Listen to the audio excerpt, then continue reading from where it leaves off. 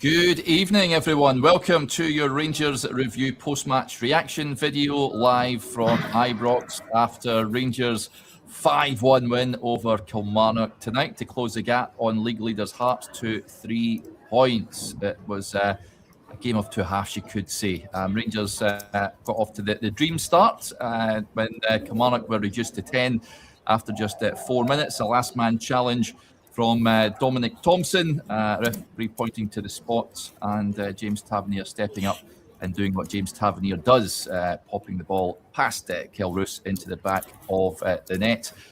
And you're thinking at that stage, Rangers go on and score a few more in that first half, but it was pretty turgid stuff, laboured, laborious, and Kilmarnock looked pretty comfortable. They had a couple of flashpoints opportunities themselves in that first half. Perhaps Bruce Anderson, if he had his shooting boots on, he could have taken one of those.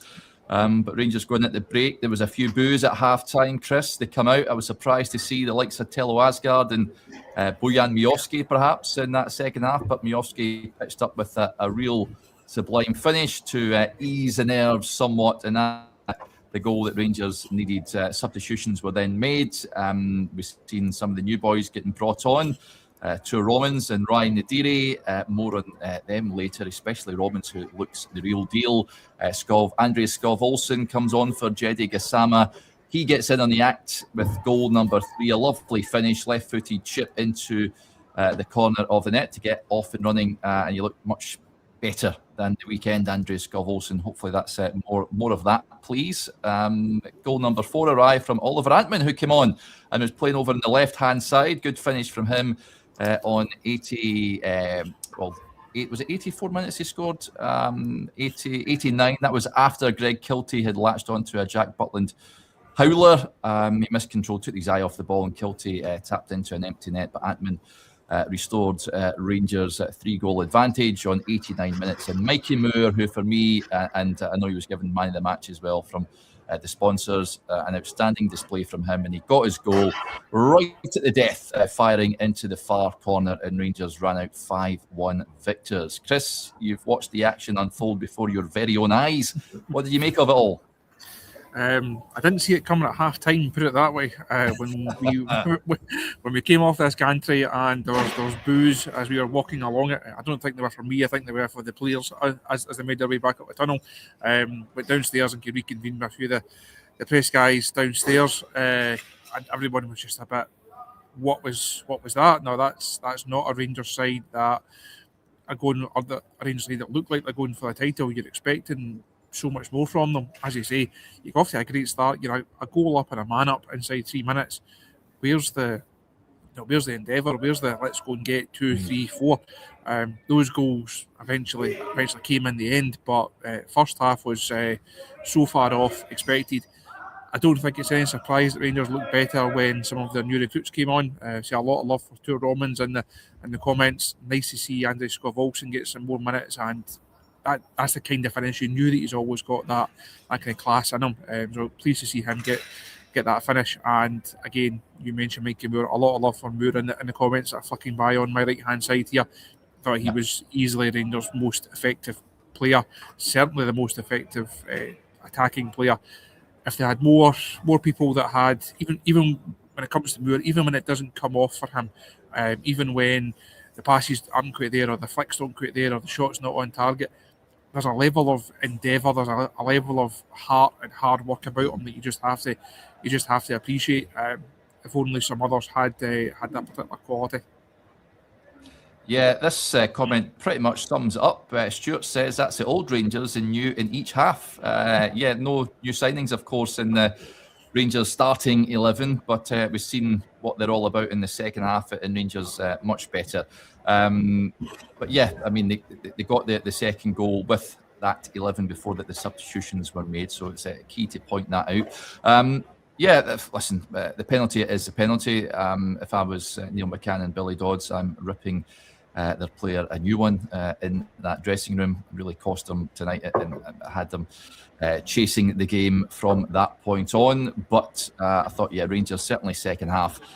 Danny Rule, I'd imagine, would have given them a few pointers and asked for more, because that was simply not good enough in that first half. As I mentioned earlier on, too slow.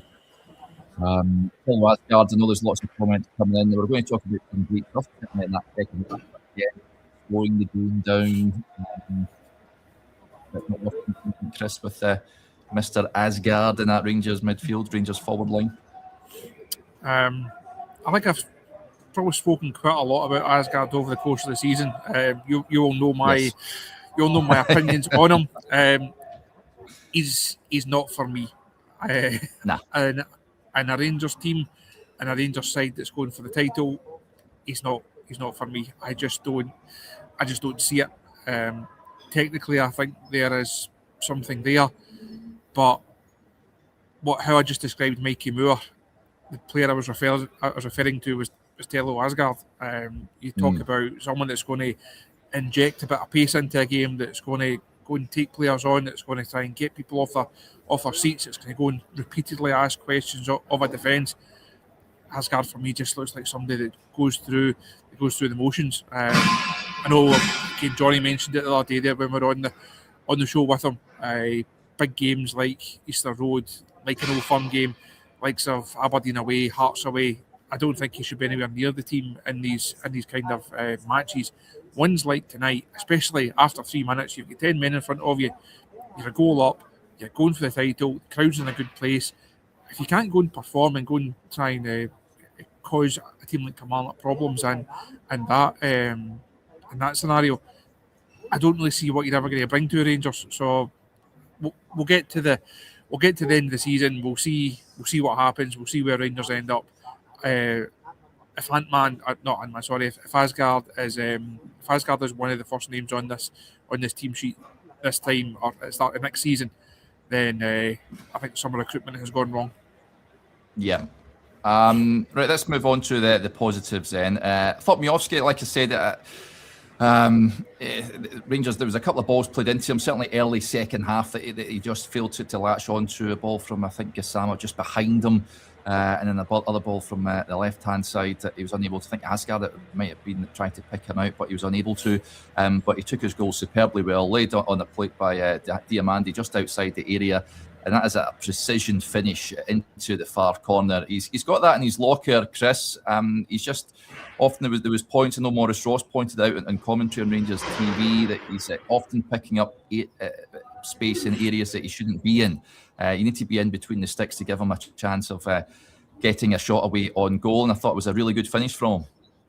It was. Can we see a wee bit more of it? Has that been greedy? Has that been damned with faint? Has that been damned with faint praise? There was a moment in the first half. I think it was Tav that put the cross in just down in front of us here, and it was only Asgard that was in the box.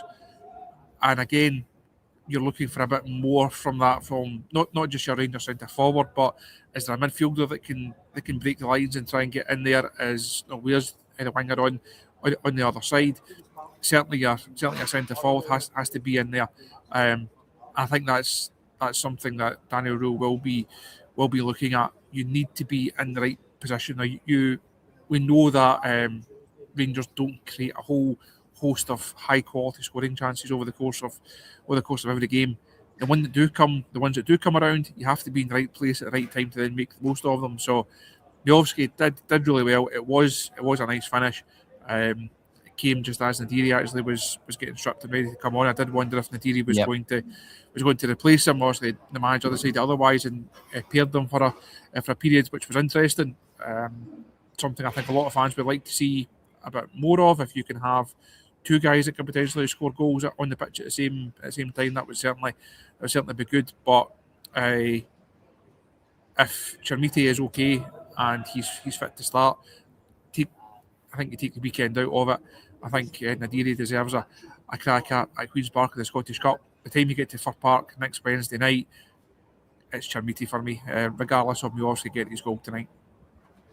Well, just when you mentioned Chirmiti, obviously not in the squad tonight, folks. Emmanuel Fernandez not in the squad either. Now, Danny Reel gave an interview to Rangers TV prior to kick-off and explained why those two and Dujon Sterling were missing. So this is what he said, if you haven't seen it. He says, Dujon was clear, we have to manage him to come through the next game. To have a double game in 72 hours, it's too tough, and we have to decide and manage him. Manny and Yusuf, unfortunately, they are not available. Manny has a little bit small issues with his knee. I think he played a lot of minutes. It's tough we miss him because we are really on fire. Yusuf, I think it was the second half against Hibs. There was a bad foul on him and he has a big cut. We had to stitch him with 7 stitches. He cannot really walk at the moment. So not good on Yusuf Chirmiti. And Manny Fernandez, as soon as I hear knee injury, I grimace. I just hope it's nothing too serious and it's more precautionary than anything else. As Daniel quite rightly says, he has played a lot of minutes lately, so hopefully it's just wrap him in cotton wool and get him back. But I have to say, Nasser Giga sporting the white long johns this evening. I don't think I've ever seen that. I think you need to go back to the Moses McNeil era, Chris, to find the last time Rangers wore kit like that. It was quite something. It was a bit difficult to see on the eye, to see him running about with those tracky bottoms on. But hey ho, I thought he was good. David with the point says that he's really finding his feet now. He's playing obviously on that right hand side. It's interesting that he plays on the right with Suter moving over to the left. But coming on to a game, shall we say, Nasser Giga? Interesting choice of attire, as you say. It was very gallant Pioneers, wasn't it? Yes. I've actually got a black pair on, so I ran down at half time and swapped them. I could have had his, but maybe slightly more aesthetically pleasing for you. I thought he played well. If Fernandez is fit, again, you have to take the weekend out of it in many ways. If Fernandez is fit for Park, I think he comes back in. Josh is down in the press conference for us just now, so hopefully there's an injury update on Manny Fernandez, and hopefully it's not as you say there, you hear the injury and you think that's not good. I think the manager sounded fairly positive in that pre-match interview, so hopefully he's just had a bang on it or had a kick or there's a cut or something like that. Hopefully there's nothing more serious, but Giga has had difficult moments this season, of course, but nice to see him come back in. Is he one of the first two? I don't think so. But you are going to have to call on him. While you're still managing Dujon Sterling's minutes, and while we're still waiting for Derek Cornelius to come back, once he's actually back, he then also has to get himself fit. I think Cornelius has got a bit of a job and he has to get back in this team right now. Yeah, and Jason says he's unlucky if he strikes well. You had a shot as well. It's very unfortunate with that. There's a comment that comes in from Chris. He says, I'm only here for the Stone Cold music. That's been binned now, Chris, because we're informed that the WWE were onto us for using some of their music. So that has now been panned. So we won't be having any wrestling music from here on in. So gutting news, I know, but them's the rules, unfortunately, with good old YouTube. Moving on, Ren, Scott Olsen comes on, Chris, and it's fair to say he's come in for a bit of criticism after his previous 2 performances. I think that there's a section of supporters that are maybe expecting too much from him too soon. It's clear that he needs to get up to speed. The more games he plays, more minutes he plays, he's going to get better. There's no doubt about that. That was easily the best we've seen of him tonight, and great to see him getting his goal. A very cultured finish as well. Real quality finish, and that'll do him the world of good. It should do. It's the of his quality, of his standing, of his experience to be able to produce. He had one from a similar area just a couple of minutes before, like a low shot that the keeper then saves, but there's no chance the keeper's getting to that one. I think people have to clearly that there was going to be a bit of hype about him, and understandably so. It was always going to take him a couple of games to come in and make a real impact, though, wasn't it? When you sign players in January, you know that they might not have had excellent first halves of the season. They may have been out through injury, may have been out through form. There may be different circumstances there. Scott Olsen is clearly a very, very good footballer. Let's not get away from that. He's not played a lot of football for a long time though. He had a struggle at Wolfsburg. He was getting a handful of minutes here and there in the latter weeks. Went a number of weeks without getting a start. So it was always going to take him a bit of time. I thought he looked really promising tonight. Again, you'd imagine he gets an hour maybe at the weekend, and after that, having been here for 3-4 weeks at that stage, you're then looking for him to really make that difference. Because you look at the first half and how poor Rangers were, and then look at the second half, someone that can just take the ball in the way that he does, and someone that's got that level of finish in him, you can understand why the manager was as excited and why he put a fair bit of pressure on him. Like even before he'd been signed, Danny Rule was talking about Skov Olsen coming in and being the difference maker and providing something to the squad that they just didn't have. So I understand why people were expecting him to come in and set the world alight in the first couple of games. It didn't happen for him, but I think you have to give him a chance to actually get off and running. Yep. Now, as Maka says, he says, let's talk Romans, Derek. Okay, Maka, now is the time to talk about two Romans. He came on, he made his debut alongside Ryan Nadiri, replaced Jayden Magoma, and I thought he was terrific. Always looking to bomb forward, getting early balls into the box, little cutbacks and what have you. He looks the business, this boy. Now, not to get too carried away, I did tweet earlier on, it reminded me a bit like Arthur Newman back in the day. Rangers might have found a player here. What did you make of two Romans, Chris? I've been keeping an eye on the comments over the last few while, and there's people comparing them to Arthur Newman. He's been compared to Sasa Papac. There was a shout for Gary Stevens in there at some point. There was a Bolo Zen. He was the right back, though. I know, but somebody was there was a Sandy Jardine one. I just see another Sandy Jardine one coming in there. So there's holy moly, let's calm down here.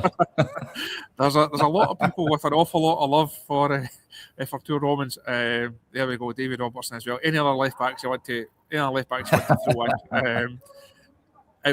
It was a good night for him to come in and get that debut. Also, the time he comes in, the game's won.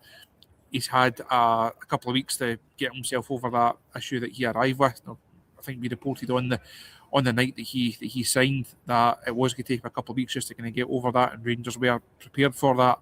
So he has had that time.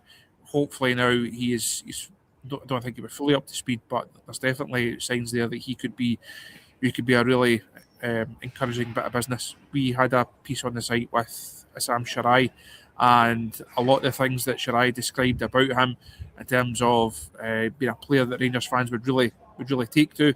I don't know if Sam thought that they would take to him in such a manner after only 25 minutes or so. But he said to me when I was doing the interview, this is a guy that Rangers fans are really going to like. He's got a lot of attributes that Rangers fans look for in a player. He'll come in, he won't be fazed by it. He won't be like a huge presence in the changing room straight away, but he'll lead by example, and you'll be able to see really quickly what he can bring to the side. So I think we can say that as job done in terms of encouraging debuts.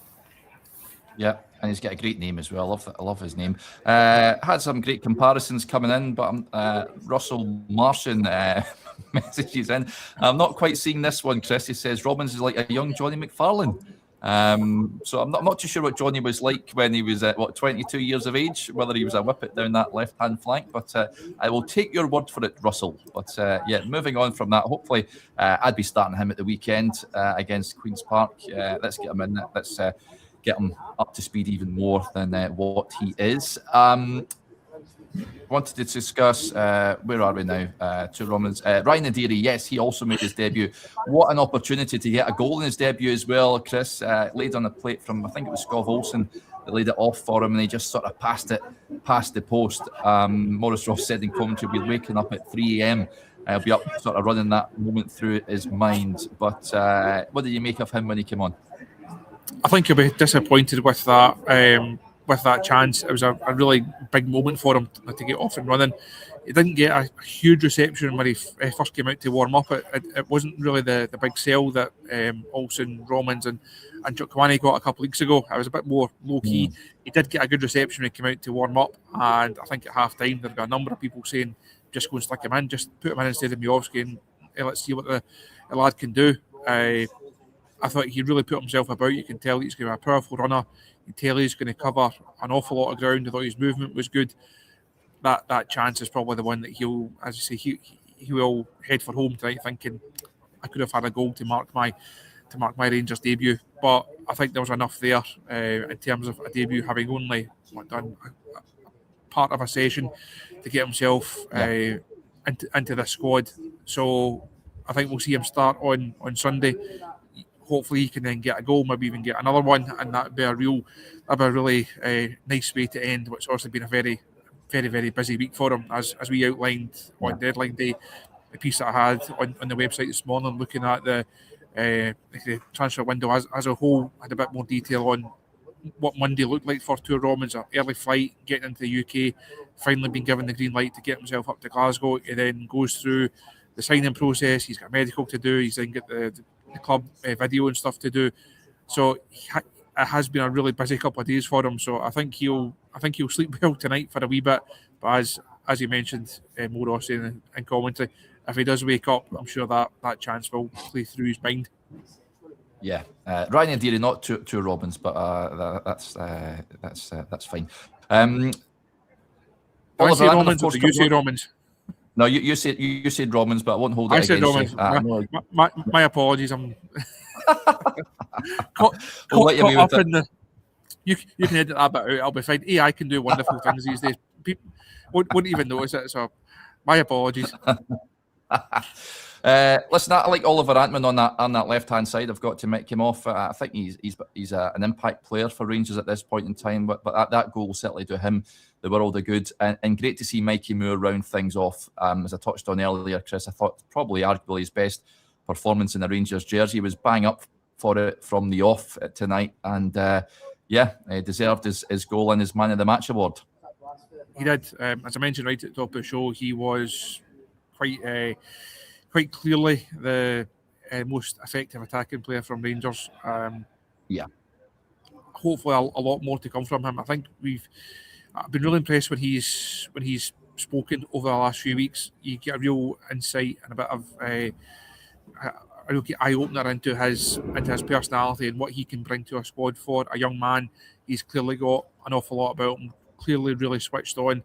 Knows that he's at a big club, and that to be at a big club, you have to produce big performances. I like that about him. And as I said earlier on, even when it's not going for him and the passes don't quite come off or the moves don't quite come off, he takes the ball again and he goes again and he tries again. So I think there's a lot to like about Mikey Moore. A few comments coming in earlier on saying, go and sign him. What's he going to cost? It's going to cost far, far too much. He's not going to be a Rangers player on a permanent basis, is it? That's going to be out with the finances, unfortunately. Who knows? If Andrew Kavanagh digs deep into his pockets, maybe if you can find a spare 20 million or so, and Rangers can bring him in. He loved it at the club, of course. He's loving his time here. A lot of comments coming in. Can they get him maybe on loan next season? Who knows at this point? But he would cost a pretty penny, that's for sure. I want to bring this up because you're quite right to mention a few comments also highlighting this. Stephen says, shout out for Dio, thought he was immense. Yep, he was also good. Mohamed Diamandi worked his socks off tonight.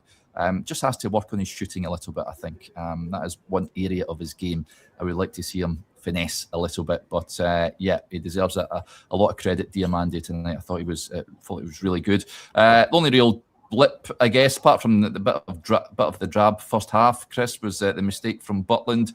We won't look too much into it because it was such a resounding victory, but we wouldn't want to see that one again. I actually would like to see it again because I didn't see it the first time around. I had my head down, and I was typing at that stage. I was going through the 5 things piece that's on the website, so I was actually busy at that time. Didn't think there was anything exciting going to happen.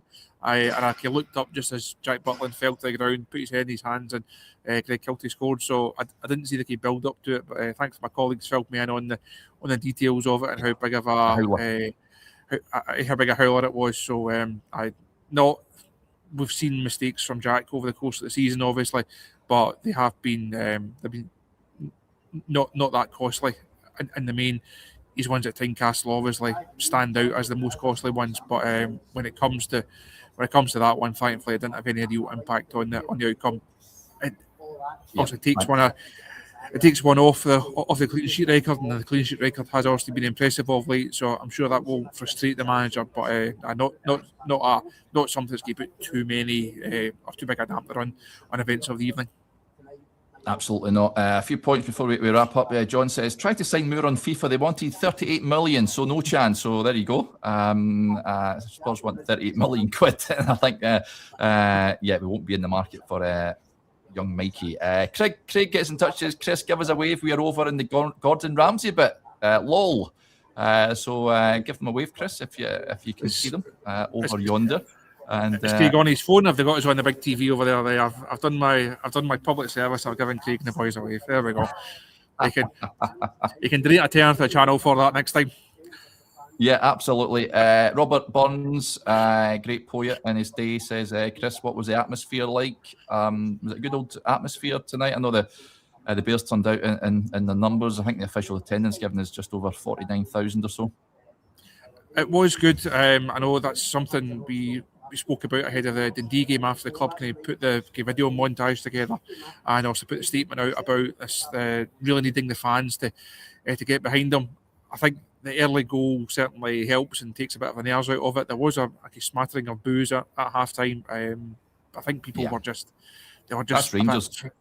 And they were just frustrated by how poor that first half had been. By the time you then get to the second half, and also the goals start going in, there's a lot more to like about Rangers and the fans, obviously get behind them. So when you've got the games that are coming up here over the next couple of weeks, obviously Hearts here on the 15th, the Old Firm game after that, the fans are going to have a really big part to play on both those occasions. So two days to really look forward to. Of course, you need to then take care of your business at Fir Park and also at Livingston away. So this run of league games coming up, clearly so important, and I'm sure the manager will reaffirm that the fans will have a big part to play in this. Yep, absolutely. But it's been a good old night for Rangers, closing the gap on Hearts to 3 points, also eating into the goal difference as well, with Celtic not playing Aberdeen tonight due to a waterlogged pitch. They'll need to rearrange that fixture, so it was huge that Rangers got a win, and they've done it with some style tonight. They're down 3 goals behind Hearts as well. They've got a goal difference of plus 27. The Rangers sitting at 24. Celtic's on plus 20 and 3 points behind. So, there are going to be, as we've mentioned before, lots of twists and turns between now and the end of the season. Next up, as we touched on, Rangers in Scottish Cup action at the weekend, and then a huge game a week today at Fir Park against Motherwell. Which is going to be an absolute humdinger of a game. But we'll wrap up there for now. Stevie's on with me tomorrow morning, folks, at 9:30, so we hope you can join us for that. But a big thank you to Chris for joining us and braving the elements and gracing us with his presence tonight. So thank you, Chris, and thank you to each and every one of you for tuning into the show and interacting as ever. We'll chat again tomorrow morning. Bye for now.